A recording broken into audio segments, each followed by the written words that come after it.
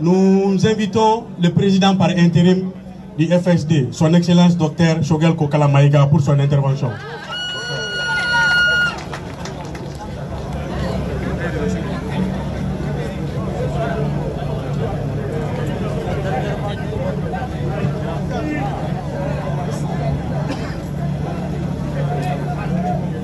Merci beaucoup. Mesdames et messieurs, j'interviens à cette tribune au nom de l'ensemble des partis politiques, associations et personnalités, membres du Front pour la sauvegarde de la démocratie. Une force politique créée, initiée, organisée par Soumaïla Cissé en 2018. Mesdames et messieurs, si Soumaïla était libre aujourd'hui, et je prie le bon Dieu que dans quelques jours, il soit avec nous. S'il était libre, où pensez-vous qu'il va aller d'abord?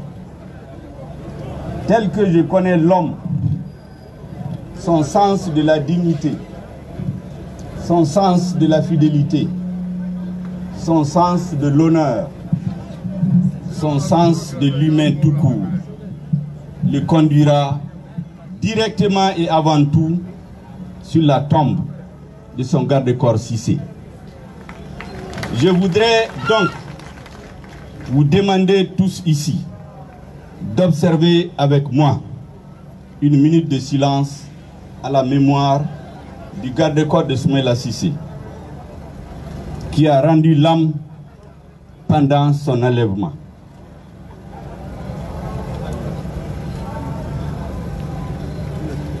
Merci beaucoup.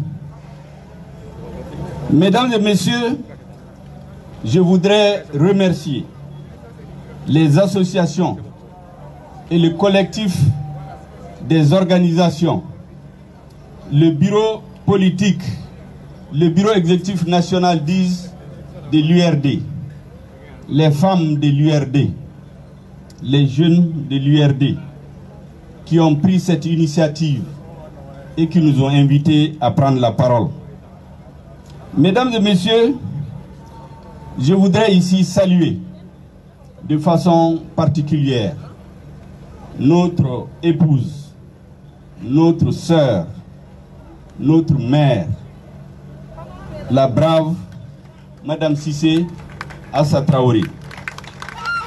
On se souviendra que dans les premiers jours de l'enlèvement, dans la tourmente, elle est restée à Niafunké pour consoler les militants de l'URD.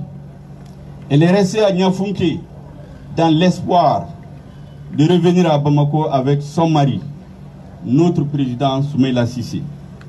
Je voudrais lui dire qu'elle a le soutien, l'appui moral de tous les jours et de tous les instants, de tous les partis, de toutes les associations, de toutes les personnalités membres du FSD. Je dirais la même chose aux enfants de Soumaïla Cissé, à ses sœurs, à ses frères, en un mot, à toute sa famille biologique. Je voudrais dire particulièrement notre fierté de la section URD de Niafunké. De la section URD de Niafunké, je dis bien, qui malgré l'enlèvement, malgré la tourmente, malgré le coup de tonnerre qui s'est abattu sur leur tête, ont travaillé pour faire passer Soumaïla Cissé dès le premier tour de l'élection législative. Bravo et honneur à la section URD de Niafunké. Je voudrais saluer de façon particulière le bureau exécutif national de l'URD, le bureau des jeunes de l'URD, le bureau des femmes de l'URD, qui dès les premiers instants de l'enlèvement ont pris les choses en main et n'ont jamais laissé cette question tomber dans l'oubli et dans la banalité. Vous vous souviendrez des points de presse réguliers qui étaient faits par le comité de crise que l'URD a promptement mis en place. cette démarche, je pense que chaque chef de famille, chaque chef de parti, chaque chef tout court, en son absence, serait fier d'avoir derrière lui des hommes et des femmes qui, pendant qu'il est dans la difficulté, et dans ce cas précis, pendant qu'il a disparu des radars, sont restés dignes, ont entretenu le flambeau de l'espoir. Mesdames et messieurs, quand je suis venu ici tout de suite et que j'ai regardé les hommes et les femmes qui sont présents ici, vous avez tout le spectre de la classe politique, majorité, opposition, personnalité, société civile, famille traditionnelle, religieuse, société de tout genre, des syndicalistes. Cela indique quoi? Que Soumaïla Cissé n'appartient pas seulement à sa famille, n'appartient pas seulement à l'URD. Soumaïla Cissé appartient au Mali. N'oublions pas que pendant près de 20 ans, Soumaïla Cissé a été à toutes les élections. Chaque fois, malgré ce que l'on sait, malgré ce que nous savons tous, Soumaïla s'est imposé comme l'homme des solutions. Il a été empêché à plusieurs fois. Nous espérons que cette fois-ci sera la bonne. Quand il sera de retour parmi nous, il accédera à la magistrature suprême. Pour donner un nouvel espoir aux Maliens, pour consoler ces jeunes et des femmes qui ont été spoliés de leur victoire pendant des années.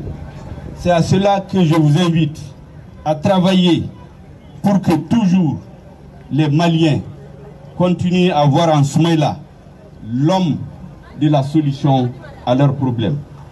Mesdames et messieurs, il a été dit ici par les hautes autorités du Mali que Soumaïla sera libéré bientôt.